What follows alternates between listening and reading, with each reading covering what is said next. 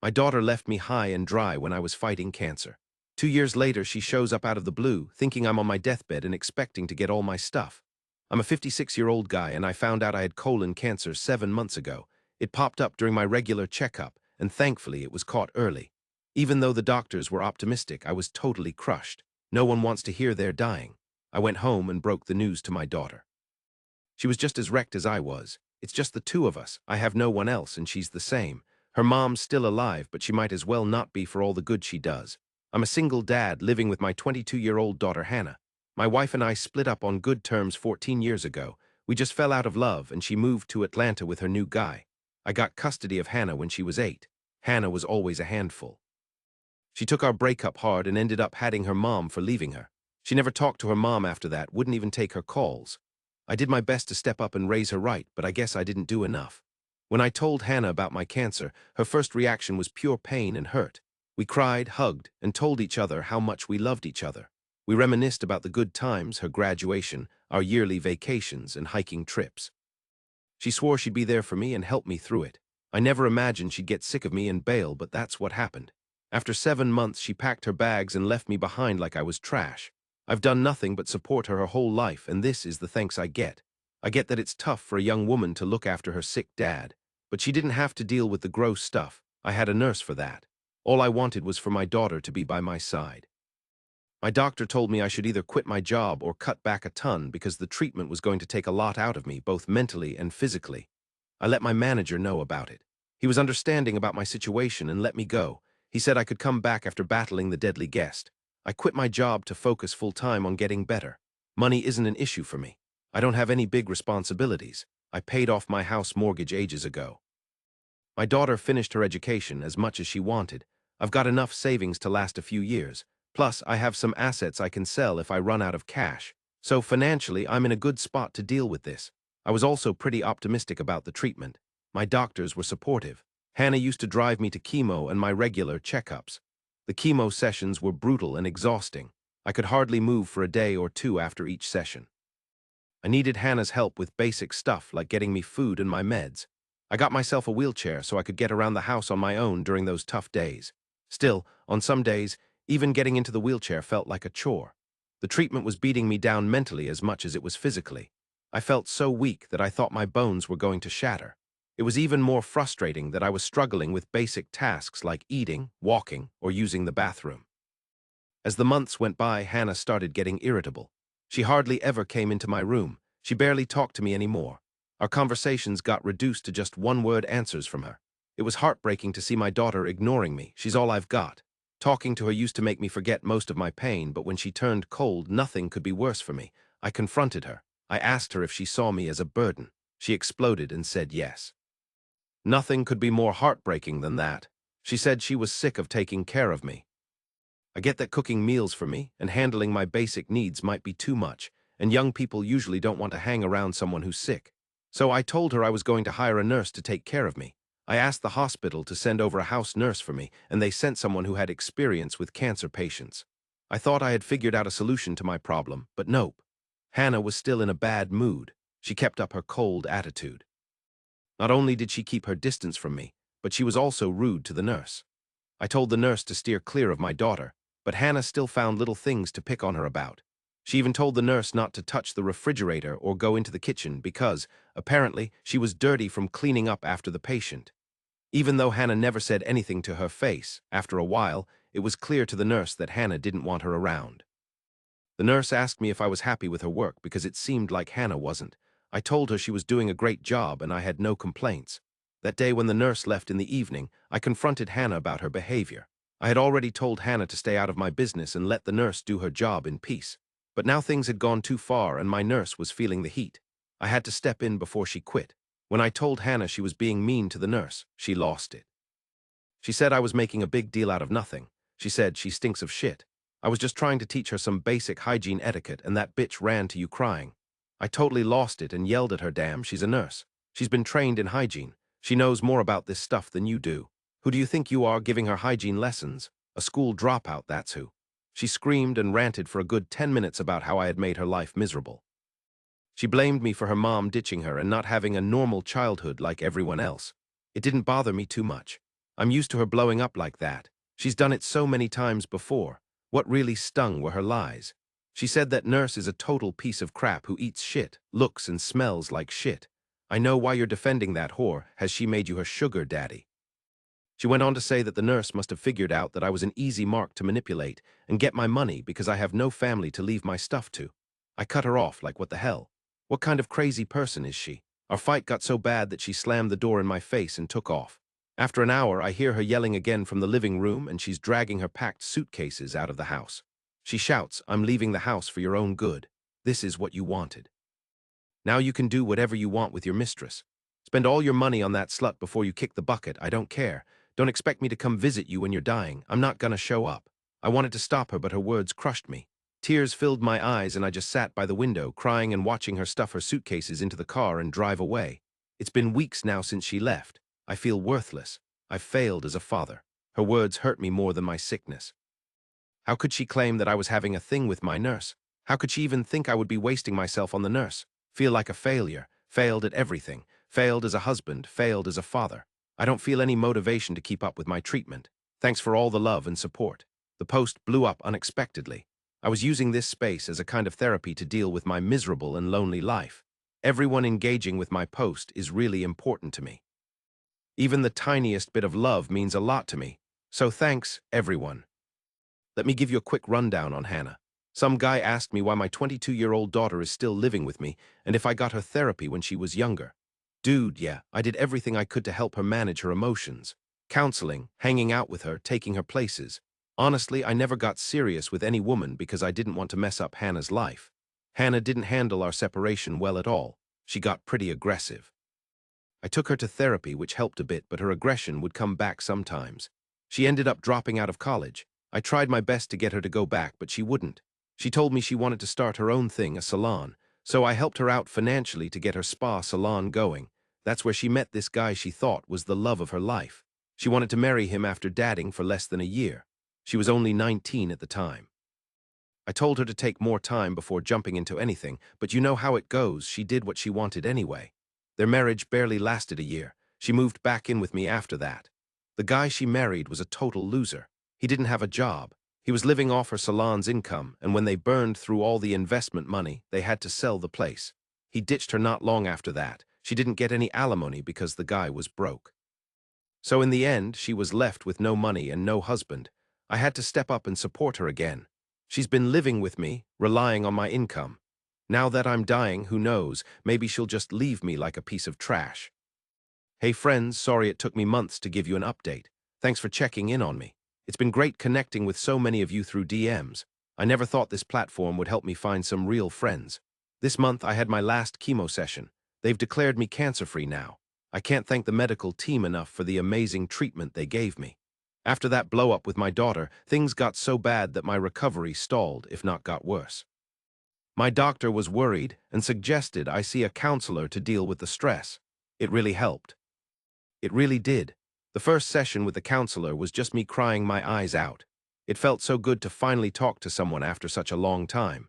I even told her that I didn't want to keep going with my treatment and just let the disease take over, but the counselor helped me deal with my depression and hopelessness. She even suggested I get a full-time nurse because I was living by myself and getting weaker. That way, if something happened in the middle of the night, I'd have someone there to help me out. I offered my current caregiver double pay to stay with me full-time because she already knew all about my medical history and my diagnosis, so I didn't want to switch her out. If Hannah had been around, she would have given me a hard time about having the nurse full-time. It makes me sick to think about how she accused me of something I would never even consider. Anyway, I've moved on from my daughter. If she could leave me when I was at my lowest, I shouldn't be thinking about her either. With the help from my doctors, counselor, and nurse, I focused on getting better. My nurse would take me to chemo, and I realized that it was more mentally exhausting than physically, especially before when Hannah used to come with me. She was always throwing fits, which stressed me out more than the actual physical exhaustion. During my treatment, I lost my hair and lost weight, but I stayed positive and determined to beat it. It's tough to admit, but I think Hannah moving out turned out to be a good thing for me. Over time, I felt the negativity fatting away from my life. I couldn't feel more relieved. I was holding on to her until now. Made her my whole reason for living. Gave up my own happiness for hers, but by moving out, she taught me a lesson. A harsh lesson that I shouldn't have gone overboard with my responsibilities, my love, my care. Shouldn't have let her take advantage of me and walk all over me. She turned me into a punching bag and I just stood there and took it. Not anymore. Ah, such a relief. I'm excited to start rebuilding my life. Earlier I thought about heading back to work, but now I'm thinking I don't have to. I've got enough savings to keep things going. If I start running low on cash, I'll just grab a simple job at a supermarket or something. Right now, though, I'm all about getting my weight up and building my muscles back. I've kicked things off with walks, and soon I'll be jogging and running once this breathlessness chills out. It's tough, no doubt.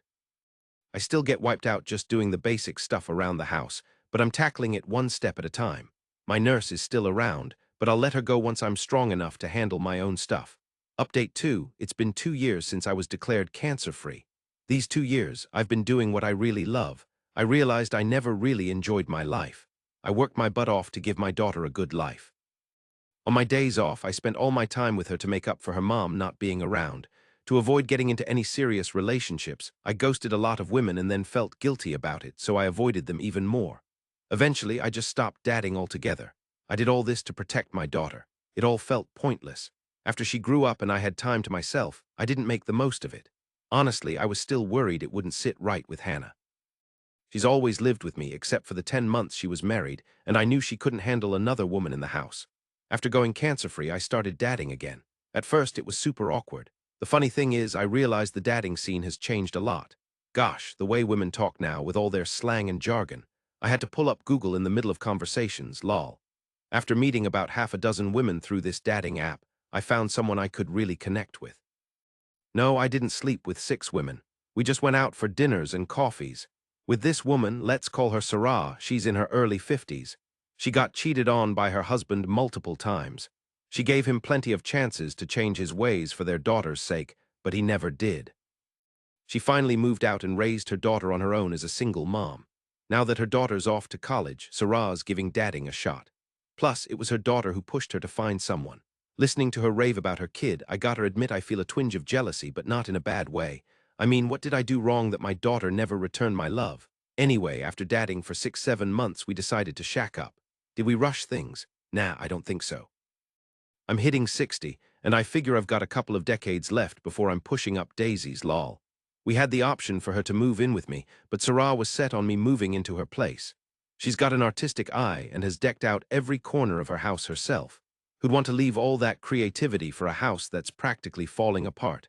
I couldn't keep up with the maintenance, let alone worry about how it looked. Plus, I don't have any great memories tied to that place that I'd want to cling to. I needed a change of scene too, so I sold my house.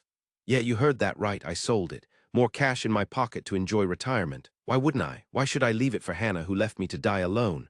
But all this went down months ago, so why am I bringing it up now? Because last week we had a ghost sighting. Well, my daughter encountered a ghost. I was hanging out with Sarah when I got a call from Andy, the new owner of my old place. He was pissed. He told me some woman had trespassed and caused a ruckus. She even got into a tussle with Andy's girlfriend. According to Andy, a young woman snuck onto the property and tried to get into the house. Apparently, she had a key, but it didn't work. When she couldn't get in, she started pounding on the door like crazy. Andy's girlfriend opened up and started yelling at her for banging on the door. In return, the woman also trashed Andy's girlfriend, calling her a whore who slept with a dying man just to snag the house. Andy's girlfriend was totally confused and said there must be some mix-up, but the woman wasn't having it and just kept screaming at the top of her lungs, hurling insults and telling her to get out because the house belonged to her dad, who passed away 2 years ago. Andy's girlfriend made it clear that Andy had bought the house and no one had handed it over to her. She didn't know my name because they weren't together when Andy bought the house from me. Andy wasn't home to clear things up. His girlfriend called him freaking out, but by then the woman had already split, threatening to come back with her buddies the next day. The way Andy described the woman, I knew right away it was Hannah. Andy asked if I knew her. I quietly admitted she was my daughter, knowing full well he was going to lose it. And boy, did he. He totally flipped out. He told me to come over the next day and straighten everything out, or he'd call the cops on her. I told him to go ahead and get a restraining order, but then I realized this was my mess, and it was up to me to deal with her, not let them deal with it. So I showed up the next day and waited for her. She rolled up with a couple of her rookie pals. She started yelling from the front porch and smashed the flower pot sitting there. Andy opened the door with a baseball bat to scare them off. I told him not to, but he's a baseball coach, so how was I supposed to stop him from showing off? He stepped out, and before Hannah and her friends could rush him, I stepped out too. Hannah just froze. Her friends stopped dead in their tracks seeing her go numb. She mumbled with a blank look, "You're alive, thought you were dead. What happened to your cancer?" That look on her face was priceless. I would have given that house away for free just to see that stunned expression on Hannah's face. It turned totally pale. She pointed at Andy and his girlfriend and asked who they were. I told her they were the owners of the house. I sold it to them. She had the nerve to ask, "What did you do with that money? Aren't you gonna die?" Even though it was a hurtful thing to say, it didn't get to me anymore. Instead, I laughed right in her face and said, "I don't need to tell you, but here you go. I'm gonna use that money for the rest of my life. That's right, I'm cancer-free now. Before you even think about asking anything, let me tell you, you get nothing from me. I quit my job. Every penny I have left, I'm gonna spend on myself until it's all gone. You're on your own. Keep thinking your dad is dead like you've been doing all this time." She was crying. She told her friends to leave, saying it was now just between her and Dad. Meanwhile, I told Andy I was leaving, and if anyone caused any more trouble, he should call the cops and get a restraining order against her. With that, I walked out.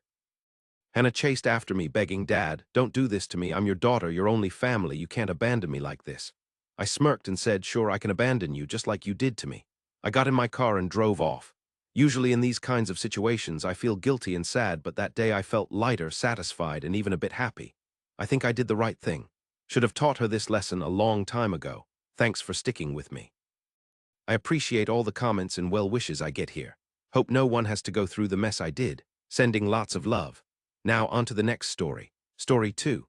Found out my wife cheated on me and left for a rich guy, but turns out he's been married this whole time. I had just gotten out of a long-term relationship when a 34-year-old guy, met my wife, a 35-year-old woman. It wasn't a bad breakup. We were just drifting apart and wanted different things in life, so we thought it was best to split. A few months after that breakup, I ran into a woman who introduced herself as Katie. We started chatting in a coffee shop and really clicked. When we swapped numbers, I straight up told her I'd just gotten out of a serious relationship, so I wasn't looking for anything heavy or even anything at all.